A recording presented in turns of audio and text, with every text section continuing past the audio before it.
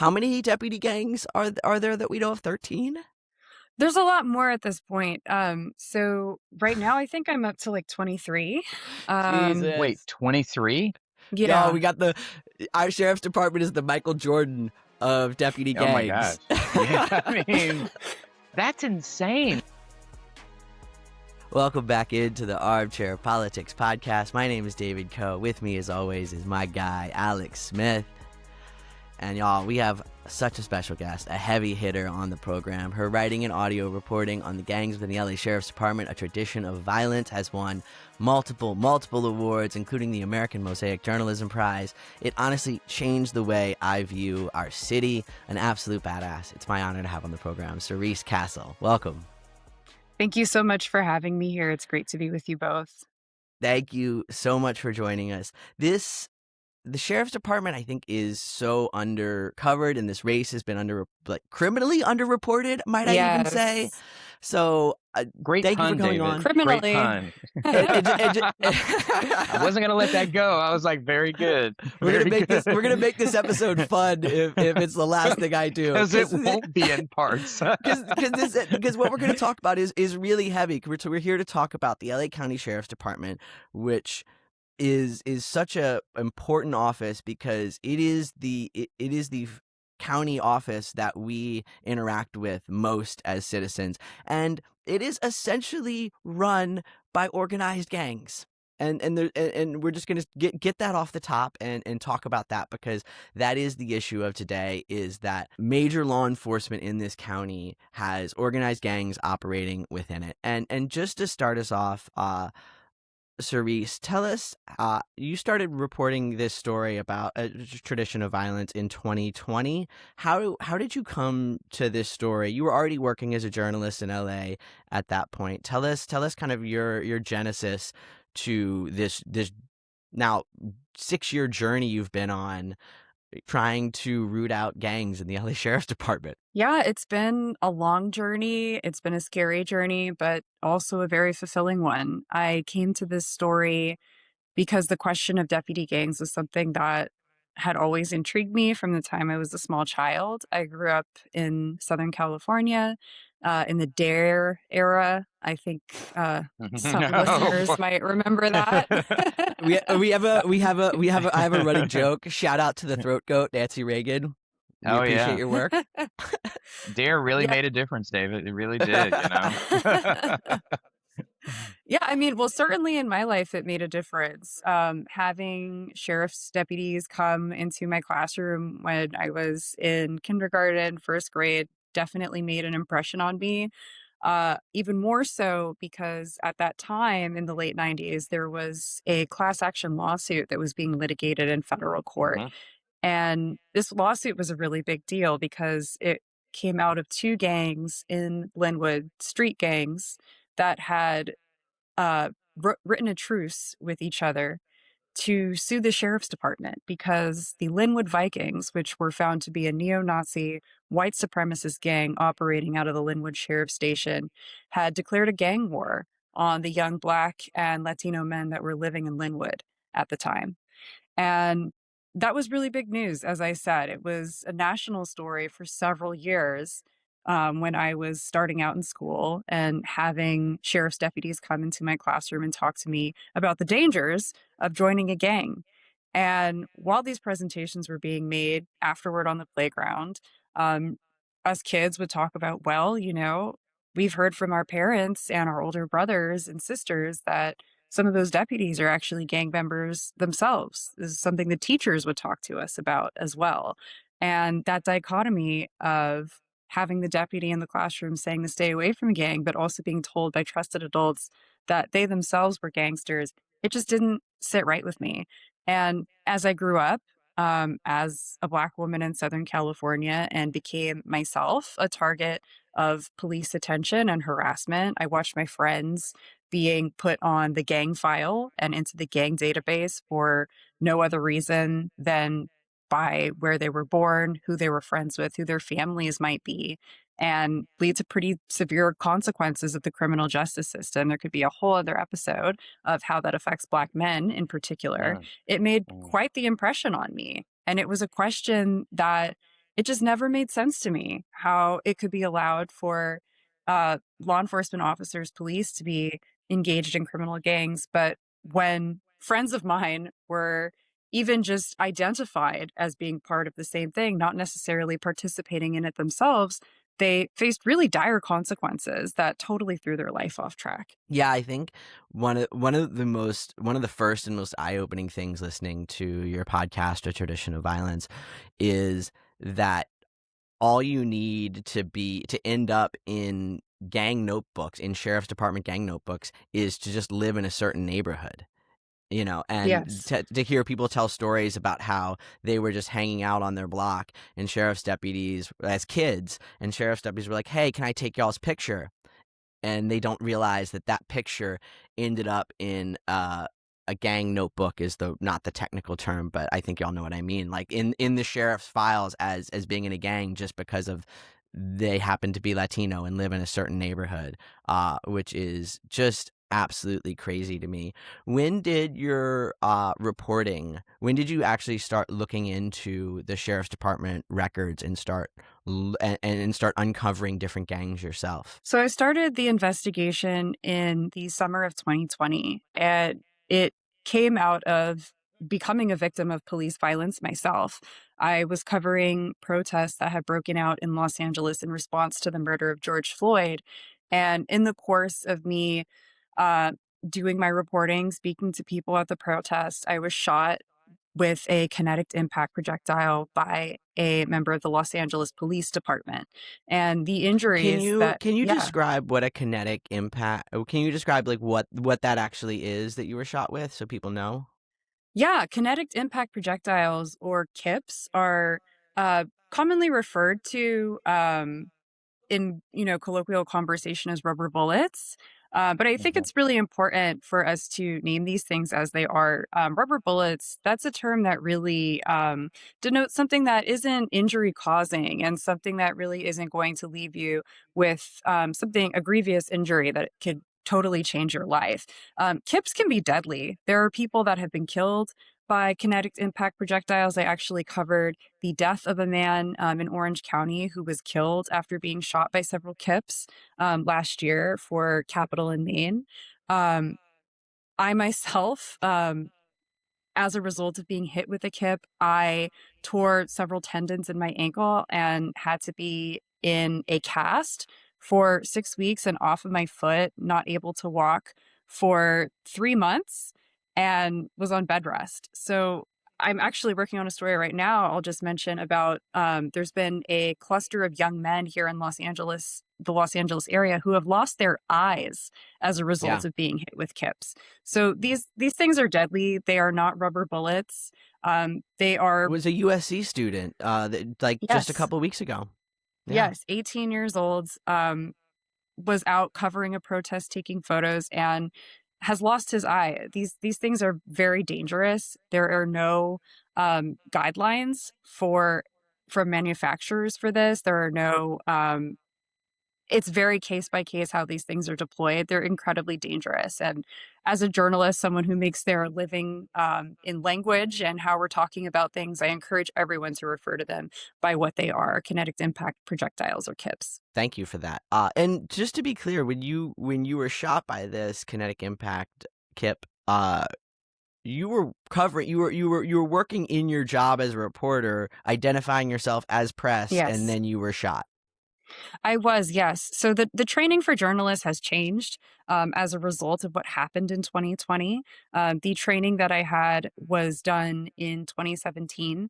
And at that time, we were really encouraged as journalists to make contact with police when things got dicey like that, to identify yourself as press to the highest ranking officer on the line and get behind their police line as they're moving forward. So when I saw police officers roll into the intersection and start firing pretty indiscriminately into the crowd without giving a dispersal order, which is a violation of policy, my training kicked in. I held up my press badge over my head. I had my camera and my audio recording equipment in the other, and I began screaming out, I'm press, and making my way toward the officer that I believed was the highest ranking because he had a chevron sign on his arm, which is Looking for the usually stripes. denotes Yeah. Yep. exactly. Um, Unfortunately, I actually captured this in a series of photographs. An officer turned, appeared to lock eyes with me, and fired directly at me. Uh, Yeah. I bet they didn't get that same training that you did, right?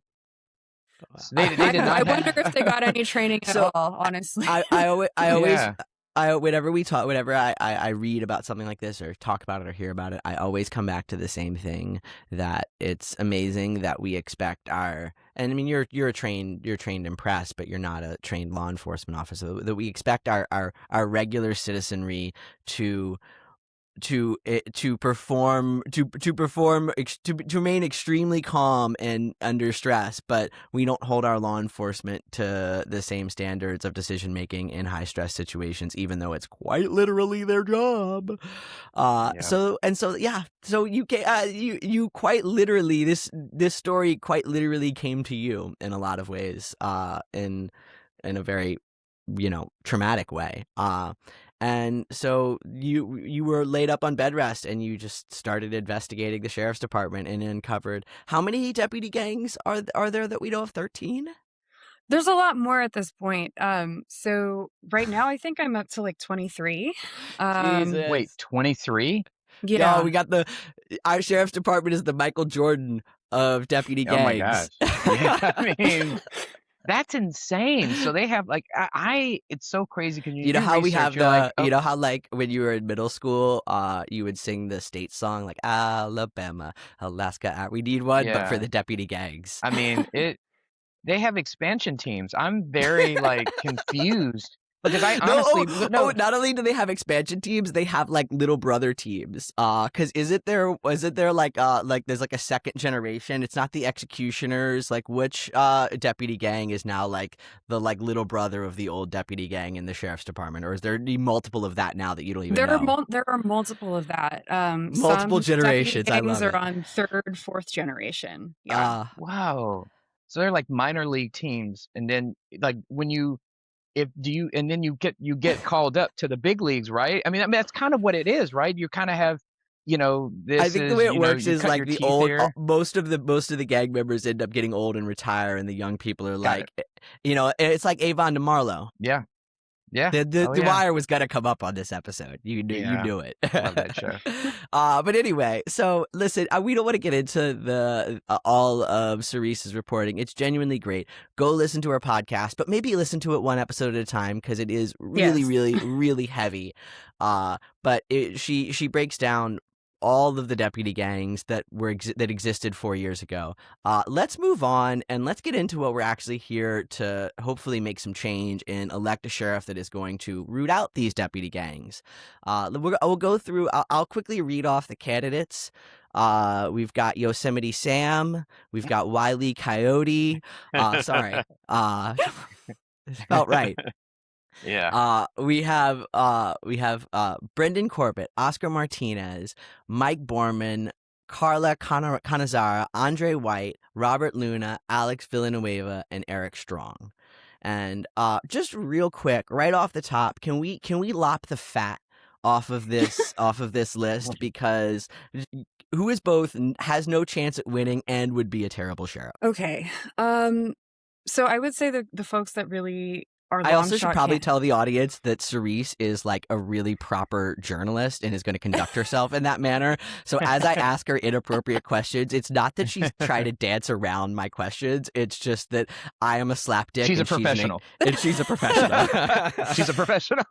I'm a professional. I still work for a news organization, and there are rules that I need to follow when I talk about this stuff.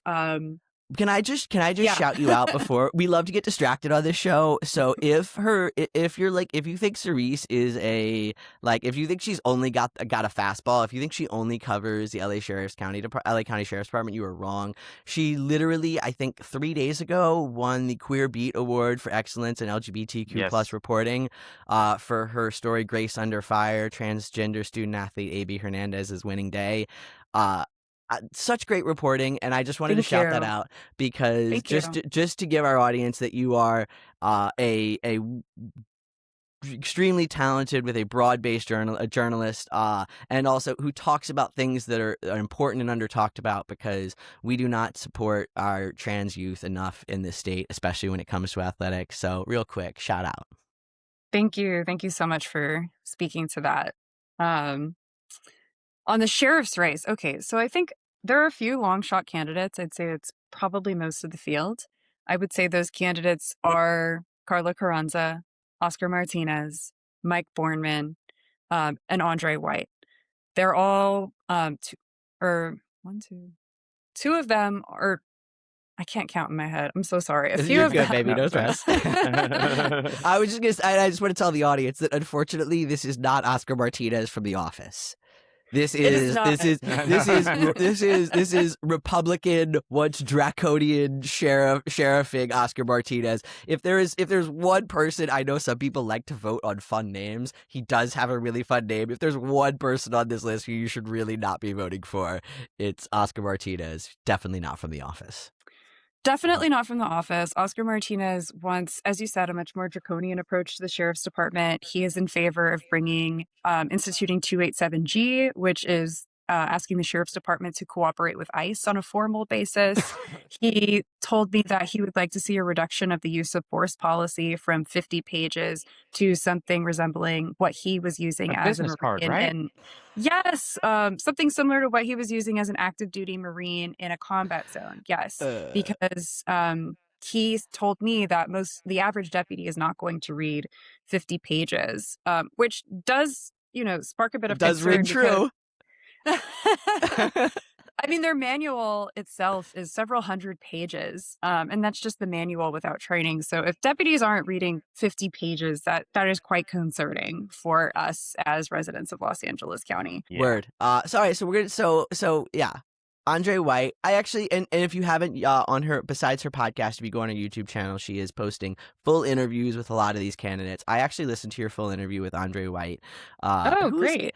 Who is more interesting than I thought. But yeah, clearly a long shot. He's also very clearly like a baby. He's like a naive baby.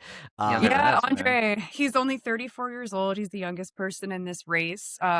He said that he has been a victim of the retaliation and good old boys network that is really pervasive in the department.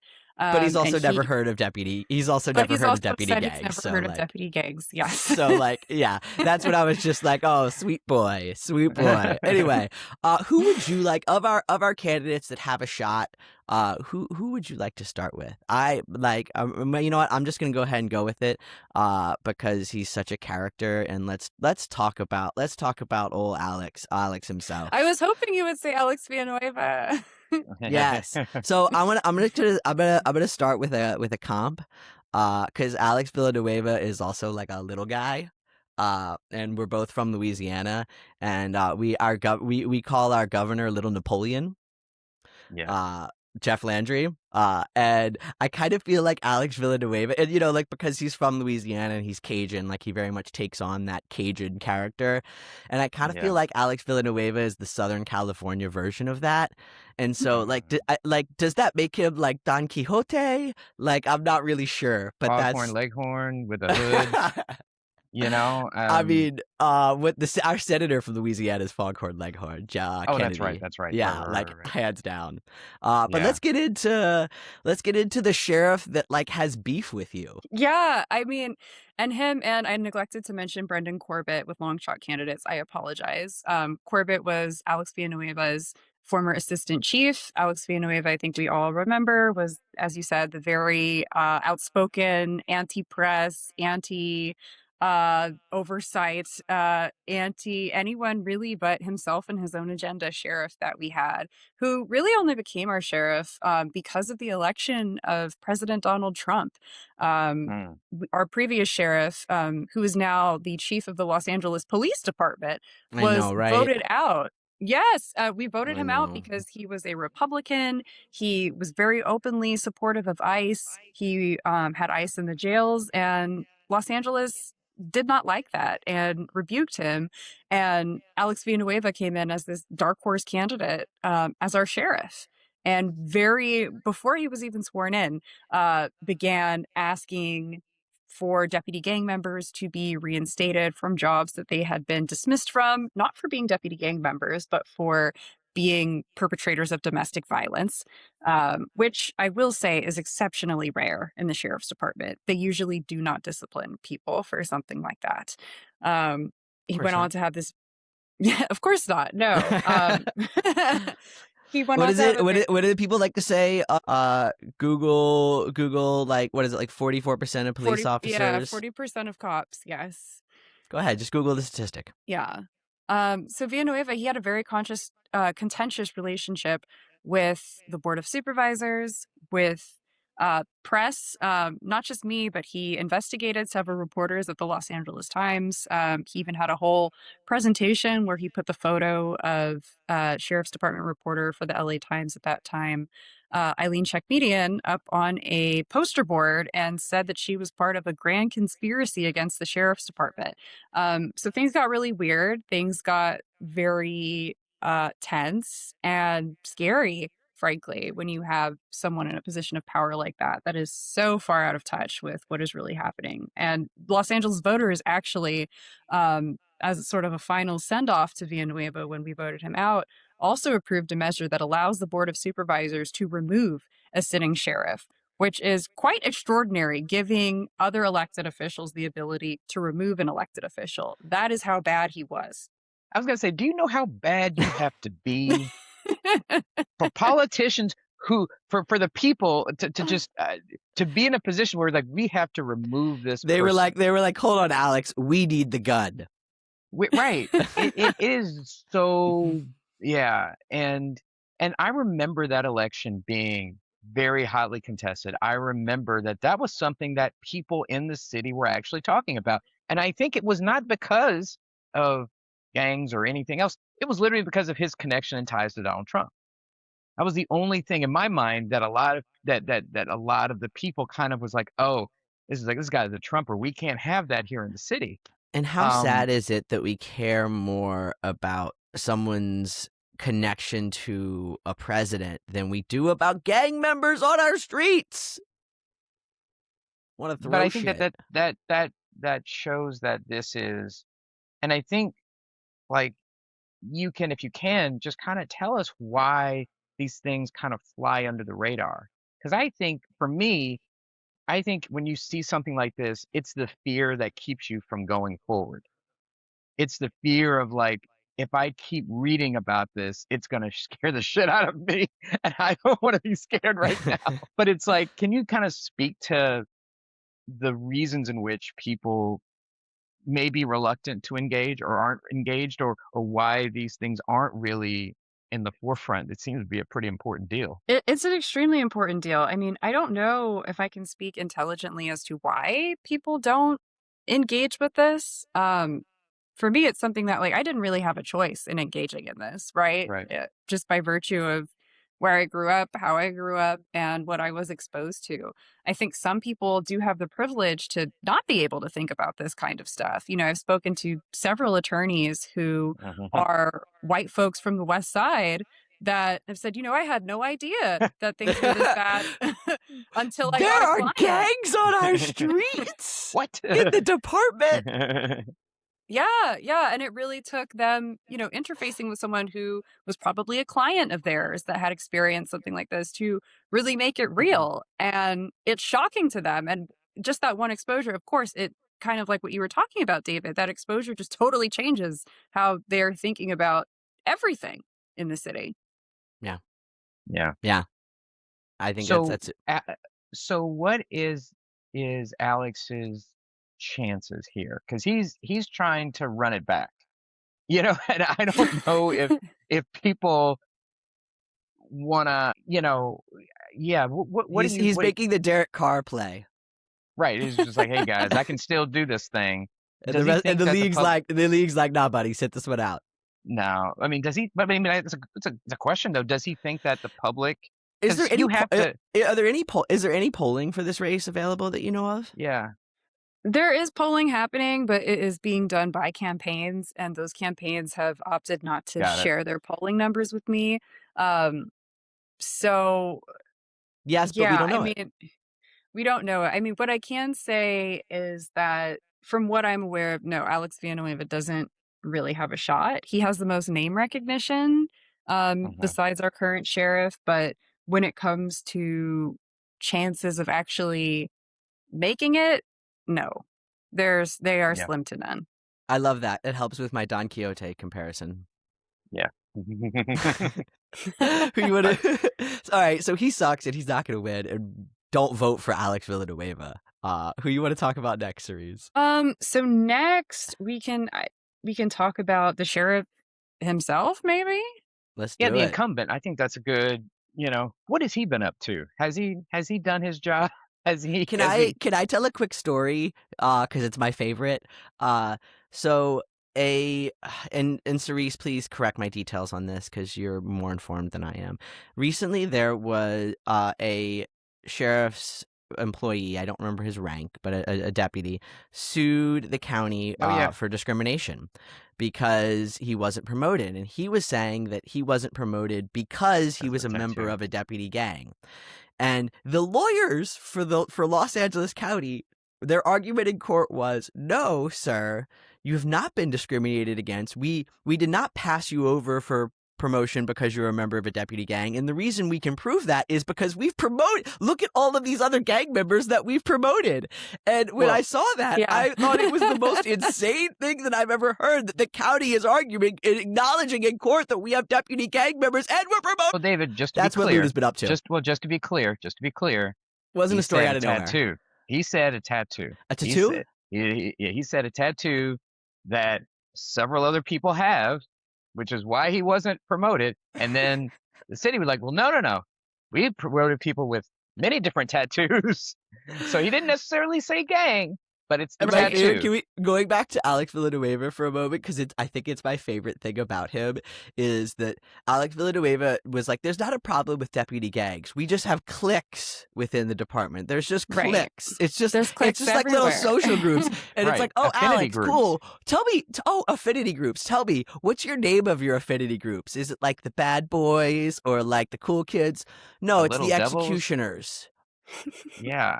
I mean, because I mean, are they opening up a? Because I was asking David earlier, I'm like, are they opening up a food bank? Are they, you know, it's like, are they doing things that are like community based? Because no, because I'm like, you think affinity groups, oh, okay, you know, we kind of meet every now and then, and there's minutes, and you know, we all have kind of like, hey, this is a rule of conduct. So, I'd like to name and my affinity group the Executioners. Fuck. right, Anyway, so what right, Alex Villanueva, what Luda's been up to is Robert, he's been yeah, promoting deputy gang members into leadership, right?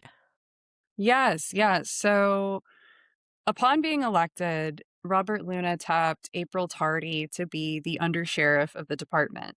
Um, April Tardy admitted to me in an interview that she herself has a tattoo that has been identified as the tattoo of a deputy gang.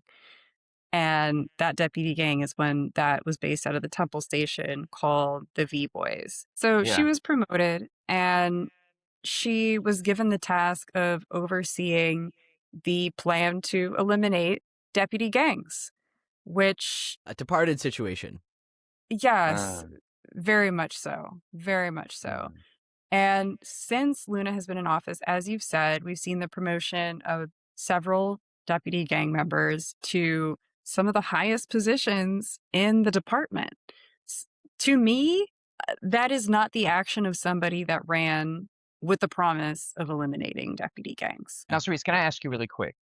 How do we know that he has not disbanded any of these gangs that he said he was going to do? Well, we know they haven't been disbanded because I've continued to cover the actions of these deputy gang members and people that have been harmed by them since he's been elected. Um, One of them in particular is the story of Francisco Nunez, who Mm, was a father of, oh gosh, I forget how many children he has, but he was a father who was last seen in the custody of sheriff's deputies. He was missing for several days, and then his body appeared at this in the same spot that he was last seen with these yep. deputies. And no one can tell me how he died. The official cause of death is a meth overdose. I've spoken to several experts who told me the amount found in him was not enough to be fatal. And also the position, the location rather, where he was found. I've been there several times. It is a main thoroughfare. There's actually a school bus that picks up children just about 50 feet from the location where Francisco's body was found. It's really difficult for me to imagine parents walking their kids to school next to a dead body for 5 days. That just doesn't seem realistic or rational to Yeah. me. Uh-huh. Not to mention the Yeah. fact that the sheriff's department actually has a camera that hangs off of the apartment next to this location and would have captured the entire thing. But when I asked the sheriff's department for that footage, they said that the camera was broken. Yeah. And I own a bridge from Alaska to Russia, but I wanted to I want to because I really want to get because like the thing about Luna was that we were sold that this guy was going to straighten everything out and that people wouldn't have to worry about retaliation, people wouldn't have to worry about intimidation. Now, reading some of your work, you're saying that you are still under observation and surveillance, right? Absolutely. I interviewed a teenage boy who was a witness to the disappearance of Francisco Nunez. And after I left that interview, I was pulled over and questioned by members of the California Highway Patrol.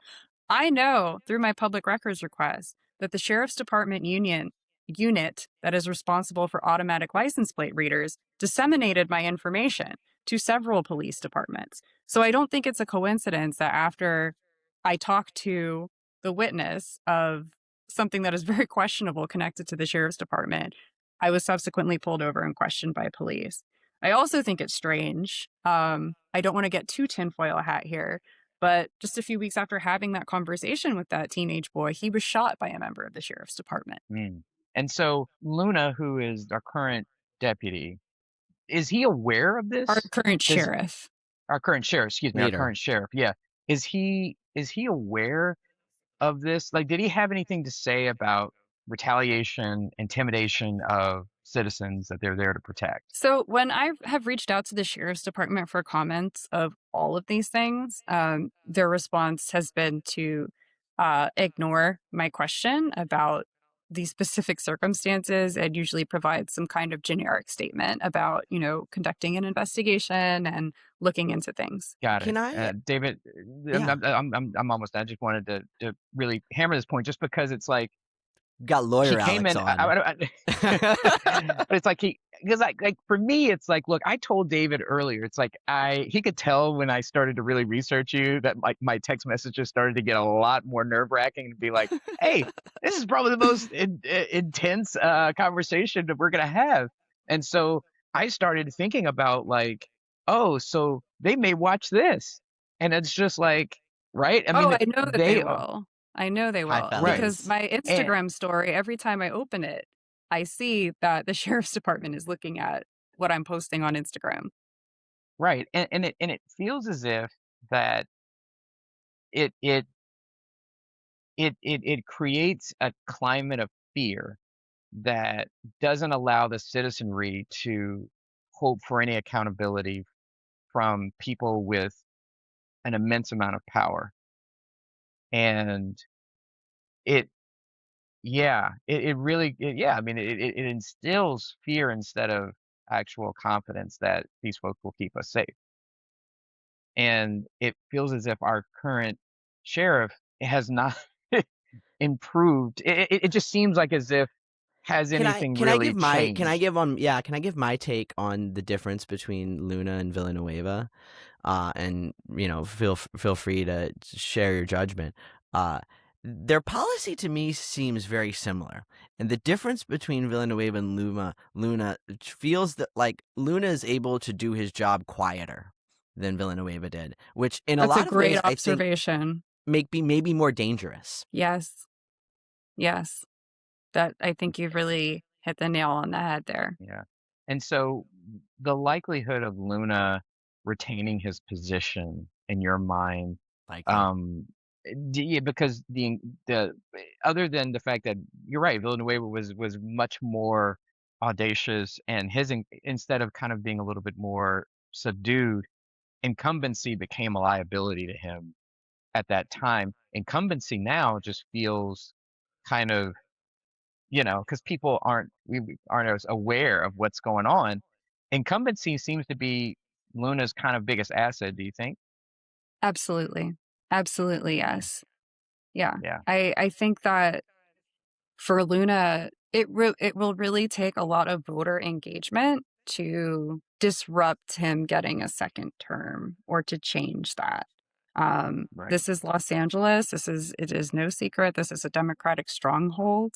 Luna has endorsements from tons of recognized and very largely seen as esteemed members of the Democratic Party, Democratic clubs. Uh, Mhm. I gotta and in look up this Luna's endorsements. Thank you for I reminding was gonna me. say now. I'm gonna get into that one. Yeah, I'm definitely very scared that we're gonna reelect Sheriff Luna, who has done nothing to change the culture of deputy gangs within the sheriff's department. But let's talk about somebody who might. Yep. Who do you think who is running as a reformer that you think actually might be a reformer? Yeah, so Eric Strong is running to the left of Robert Luna. He has endorsements of several groups that have made accountability in the sheriff's department one of their primary goals.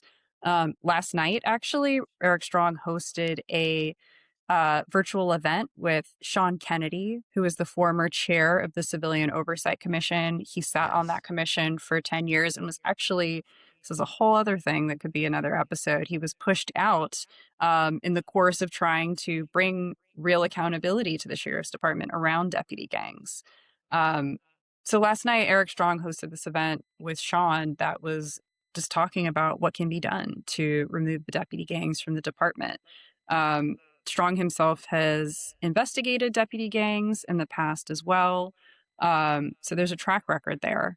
And it's not just, the deputy gang issue that he's running to the left of Luna on. Strong's platform includes like reallocation of It's funds in the sheriff's reallocation. department. He supports closing Men's Central Jail, for example. So there are other things there too that align with a progressive voter. I love that.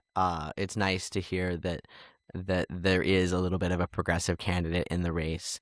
When have you sat down and had a full conversation with him yet? I know the YouTube, as of this recording, your YouTube's not posted your interview with him is not posted yet. Not yet. I have never used Premiere for the first time, so I am eking it out Oh as best boy. I can. Let me tell you about Um, Premiere. Oh, it takes a while. It takes a while. Oh, bless you. Oh my Yes, gosh. but Yeah, I I've sat was down with all of the candidates, and I'm working on getting. My goal is to do one interview a day until. Well, there's 9 of them, so hopefully we'll have them all out by next week, and voters have something to look at when they're researching the candidates. and I know you have to be a professional. And I was not a journalist. I am not a journalist. Talking head with David, but have you kind of I wonder, have you thought about, or if you haven't, asked them like, hey, why were there 800 pages of emails or all of this information on me as a report? Because it's like, what like, does that did that enter your mind of being like, hey, why do you think that is? And like, I don't know if you've asked them, because again, you're a professional and you may not need to, but it's like, has that come into your mind? I'm still Oh stuck on yeah. this in my mind. I'm just like, why are they? I don't know why, but it's just like it feels like overkill. Um, the 800 emails, I myself don't really think about it too much because I'm really focused on why they not want me to see the emails that they have sent since then.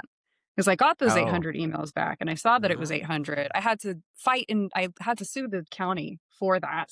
And I won. And after I won, I said, okay, well, now I want everything that's been sent since Since since then. those yeah, emails. And they don't want to give it to me. So I'm very focused. Right now I'm thinking about, okay, well, what is it that they don't want me to see? What have they continued to do in the years since that they're fighting so hard to not have me see? right. My And so, favorite thing, I like on sports Twitter, like one of their favorite memes to share is like the chest X-ray and be like, oh yeah, does that athlete have that dog in that them? dog. And Oh, like my Cerise got favorite that thing dog in her, is man. Cerise has got that dog in her. Like Yeah, no, never like I no stop. I love it. and I think one of the things that I 'cause I was like, no, I don't. We had talked about this earlier offline, but I'm just going to say this now because I think it's actually it bears repeating. Is that you are actually following a tradition of Black journalists who've had to deal with intimidation and threats, um, just to do your job and to investigate and ask the tough questions and ask for To try accountability. and get accountability, yeah. And I think that is this thing that it keeps in my mind this idea of like it makes sense why people would want to avoid any kind of accountability because who does that I mean, but it feels to me that your relentlessness, your fearlessness is can almost be misconstrued as reckless, but it's actually no, it's actually quite like you are doing again, I think the job of what a journalist should be doing because we're living in a climate right now of journalists who aren't really holding powerful people accountable. They're enjoying the clickbaity stuff, they're enjoying the kind of back and forth, but the accountability just isn't there. And so I I guess my feeling is that you are, as I said earlier, you are part of a long tradition of people in our culture who are, again, coming up against the headwinds of a lot of threats, but are still doing your job because justice is your moral compass. And so I think that that's maybe that wasn't a question. That was just a shout out to you, Well, thank It's you. fucking and the admirable. work Thank that you you. do. And so I wanted to ask, like, what do the gangs have to lose by disbanding? Like, do we know what what I mean, like, do we know what their activities are? Like, do we know, like, do they meet? Do they hang out? Do they have? I'm sure they like may go for drinks and stuff like that. I have a men's group in my church. We have a we have a conversation, Are y'all and called the executioners? we are not. Uh, I don't think we would get many takers, and if we did, we'd be very concerned. But do we like are we aware, is the public aware of particular like activities? Like what do they engage in? Like how we understand how they get recruited, like all of this stuff. So I just kind of if you can because that I think that's also really important because people hear deputy gangs, but it's like, okay, well what do they actually do? Yeah. Activities for deputy gangs are kind of as far as the public is concerned, the inane. It looks like hazing for new deputies Uh-huh. that come into a station. They are denied lunch breaks, bathroom breaks while they're out on patrol, which, well, kind of does become a public liability because if you're encountering a sheriff's deputy that hasn't eaten or peed in about 13, 14 hours, they're Oh probably my going to be God. pretty stressed when engaging with you and probably as a result of being stressed, have a higher propensity to engage in violence. Um, it looks like deputy gang activity also includes falsifying evidence. That could be writing false police reports, planting evidence on people. It looks like beating people, false arrests of people. I have documented there is at least one case I know of a man who was raped. And of course, I think the thing we hear the most about is killing people. The executioners, the gang that we've made reference to a few times in this podcast, um, it's said that in order to join, you need to be in a fatal shooting in order to earn your ink, earn the tattoo, which is then given to you at a so-called 998 party. 998 is the term that they use on the radio for officer-involved shooting. And they have these parties to celebrate the shootings where they are given these tattoos. And even though these are traditionally white supremacist sheriff's deputy gangs, there are minority deputy gang members. And correct me if I'm wrong, but when you are a minority and you're looking to become a tattooed gang member, you have to kill someone of your own race. Yeah. So what I have heard, the Vikings is an example of that. That was a neo-Nazi white supremacist gang, mostly white deputies. And in order for you to join, it was said, as a member of another ethnic or racial group, you had to kill someone that was a part of that group as well. An example of that is frequently pointed to is Paul Tanaka, who was our undersheriff under Lee Baca. Paul Tanaka is Japanese American, and he shot and killed a Korean American man. So not a quite exact match One, there. yeah. Well, but we can't ask yeah. we can't ask for the racist to be all very specific in their racism, I guess. Yeah, But exactly. Exactly. broadly speaking, yes. So it's pretty clear from what we've talked about that if you care about progressive change, or if you care about reform within the LA County Sheriff's Department, Eric Strong is our strongest candidate to support, right? Yeah, I would say that if you are a progressive voter, if you are looking for someone that, isn't afraid of of the phrase defund the police, for example, someone that is willing to sit down with activists, break bread with them, and, really shares a lot of the concerns that I've heard from people on the left. Yes, Eric Strong is your candidate. Wonderful. Let's, David, if I may, I want to play this out really quick. Let's say Strong wins. How difficult will it be? For he would have to bring in, I would imagine, his own people. Like, His and own how would leadership. he? Right. I mean, I was going to say this would need to be to restructure that entire entity. It would need just a massive Because outside it's overhaul. something between, in terms of like full percentage of population of of sheriff's deputies, it's something like 15% of all sheriff's deputies are tattooed gang members, correct? So I've heard I think that statistic comes from the RAND Corporation study that found, I think that was 15% were engaging or had been asked to join a deputy gang. Got it. We'll have to, I will probably fact check that after this. And if I'm wrong, please I'll correct post me in your, something. yeah. If we're wrong, shoot me and I'll post a correction. Don't shoot. No guns. Proverbially. Yeah. That was Please. unintentional. That was unintentional. My bad.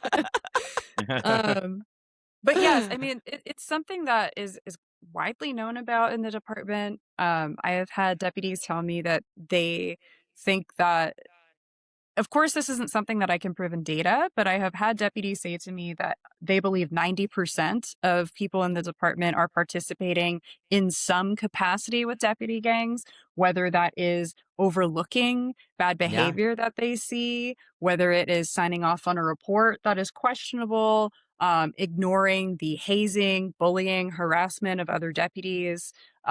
Yes, that is what has been said to me by multiple So I people guess inside the what Alex is department. saying is, we elect Eric Strong. Does he actually stand a chance at making the reform that he promises, even if he's sincere? Yeah, I mean, this is something that I think it's not something that we can know for sure, right? President Barack Obama campaigned on closing Guantanamo Bay, and we're still Ayo. sending Oh people boy. there. Mm. So it's Facts. hard. So It's yeah. hard to look into a crystal ball and see what's going to happen. But as far as eradicating deputy gangs, we've had recommendations from the investigation that the COC held under Special Counselor Bert Dykesler for several years now. We have steps that have been put forward by the county to make this happen. but And they haven't been put into just to be clear, practice. the COC is the Community Oversight Committee. Civilian Oversight Commission. Civilian, Yeah. thank you. Mm-hmm. And they make recommendations to the sheriff's department, but they're purely recommendations, and the sheriff's department has to follow none of them. And so Absolutely. maybe there's some structural change, Los Angeles County, that we need to make at how the accountability is set up within our sheriff's department. And speaking of that, we've been talking strictly insular. With outside of the sheriff's department, I know the sheriff answers to the county board of supervisors. Is one of the answers, because slavery in America didn't stop because white folk like me thought it was wrong. Slavery came to an end in America because Abraham Lincoln made it untenable financially. And so the 13th Amendment and the Civil War thrown in there too, and there you go. I'm all together. Sure. Yeah. And so I guess is one of the answers, because the county board of supervisors, those 6, soon to be 9, thankful 5, soon to be 9 county board of supervisors, they sign off on every liability payout that the sheriff's department, every lawsuit against the sheriff's department. I think it was something like the county paid out $112 million in lawsuit payments from the sheriff's department. In just 1 year. Just one last year. year. Just 1 year. Just 1 year. Just 1 year. Uno más. Yes. Yeah. And so, crazy, right? Oh And so God. I'm kind of wondering, what would happen? Is the answer the county board of supervisors saying no, LA County residents shouldn't have to pay for this anymore? Like, is there an external departmental mechanism, lever, that can be pulled that might help with accountability? The Board of Supervisors has an incredible amount of power. I think the first thing that the Board of Supervisors, one of the indicators to me from the Board of Supervisors of them taking this issue seriously would be directing county council to stop fighting the Civilian Oversight Commission, because the county council is really what has prevented any kind of accountability from happening. It's county council that advised Sheriff Robert Luna to not respond to multiple subpoenas given by the Civilian Oversight Commission. It is county council that threatened former chair of the COC, Sean Kennedy, when he wrote an amicus brief regarding the sheriff's department and an investigation into deputy gang tattoos that led to him being pushed out. It is county council that has shut down investigations by the Civilian Oversight Commission into deputy gang tattoos. County council is really the biggest block at this current point in time to accountability, and they answer to the Board of Supervisors. So if the Board of Supervisors was taking this seriously, the first thing that they would do, in my opinion, would be to direct county council to stand down and to work with the oversight officials. It sounds like we need to be calling our Board of Supervisors and asking them why they continue to support county council in these actions. And I really think, and I would do, I'm going to do that and to call my supervisor, but my supervisor is Catherine Barger, the highest ranking Republican in Los Angeles County. And so I'm pretty sure she supports what the Los Angeles County Sheriff's Department's doing. I don't know that for a fact, but I got a hunch. So it sounds like external to electing Eric Strong sheriff, the best thing we can do to be holding the Sheriff's Department accountable is to really be on the County Board of Supervisors' asses, because we're paying for this, and they seem to have no problem with it. Call up Lindsay Horvath, because I really like her, and I think that she has proven to show some accountability in the past, although maybe not when it comes to the LA County Sheriff's Department. Yeah. Sorry, Everybody's like, I don't want to say anything. I'm gonna let the white guy put his foot in his mouth. There you go. That's what I'm here for, Cerise. I promise. Like black folk have like a uniform kind of. Okay, all right. And so, what can everyday citizens in your mind do to kind of affect change and to make their community safer? Yeah.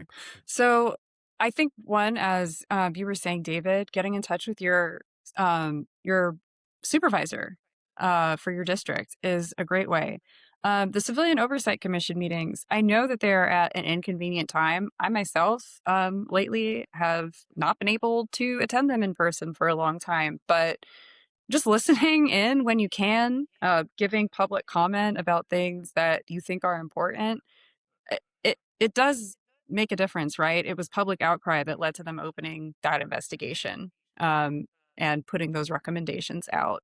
Um, I think, as you were speaking to also earlier, perhaps some change is needed when it comes to the structure of the Oversight Commission, the fact that they can only make recommendations and not force any policy change. If that's something that you feel should be changed, call up your supervisor, talk to them about it, organize with some friends, start talking to people, tap in with organizations that are working with the sheriff's department already and see, is there a path forward to making that happen? The Civilian Oversight Commission exists because of the work of Patrice Cullors of Black Lives Mm, Matter. She also founded a nonprofit called Dignity and Power Now, which works with impacted families from jail and sheriff's department violence. So these things, all of these ideas to really bring oversight and accountability to these power structures, they come from community and they come from individuals working together. And there's a lot of work left to do in the sheriff's department. Yes, I don't think it is something that we can change overnight or by electing a new sheriff. We're in this for the long yep. haul. And the more people that tap in with this and start working, I think the better shot we have for a better department and a better tomorrow. I would hope that there would be some in the deputies department who will do this as well, because it seems as if you also have folks who have spoken to you on deep background probably about these things and very concerned about it. So you have people within those structures who want to do their job but are very concerned with what's this decades long issue within their departments. Um, I think the yeah, other thing that's massively important that you talked about, but I think I just want to finish with, is community. And I think that being in community with our neighbors and understanding if we have intellectual disability, like my son is autistic, you know, or any mental health issues within our neighbors, so that we can help best support our neighbors, because oftentimes calling 911 means that at best case scenario we are sending ill-trained, unarmed guards to deal with mental health crises, and at worst case scenarios we are sending gang members to help deal with our neighbors that are in crisis. And so being in community with our people and people around you and being able to support them within your own community, it will honestly help protect us from the law enforcement that often exhibits violence on us ourselves. This has been a really heavy episode. I really appreciate y'all sitting down with us. Cersei, real quick before we leave, tell us where people can find your work. Yeah, you can listen to my podcast. It's A Tradition of Violence. You can check me out on social media. You can find me just by searching for my name, Cerise Castle, on most platforms. And please keep an eye out on my forthcoming book on deputy gangs, which will be coming out next spring. Y'all check that can out. we send a copy to Luna? We're sending it to everyone. Thanks for hanging out with us, y'all. We'll catch you next time.